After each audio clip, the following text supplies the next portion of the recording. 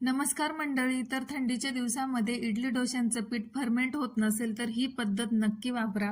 त्यासाठी मी 4 वाटी रेशनचे तांदूळ घेतले, 1 वाटी उडीद डाळ, 1 वाटी पोहे, 1 चमचा मेथी दाणे. हे सर्व मिश्रण स्वच्छ धुवून 5 ते 6 तास भिजू द्यायचे. त्यानंतर मिक्सरच्या भांड्यात काढून 2 चमचे दही आणि पाणी टाकून या पद्धतीने मस्त बॅटर तयार करून घ्यायचं.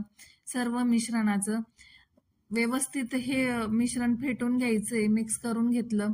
त्यामध्ये चवीनुसार मीठ आणि सोडा आपण आदल्या दिवशीच टाकून दिलाय त्यामध्ये. रात्रभर हे पीठ झाकून ठेवायचं. बघू शकता मस्त पीठ असं फुगलेलं आहे, फर्मेंट झालं.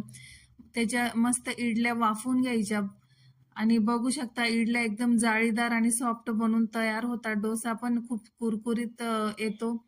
तर ही पद्धत नक्की वापरा. तुमचं पण इडलीचं पीठ मस्त फर्मेंट होईल थंडीच्या दिवसात पण. आणि व्हिडिओ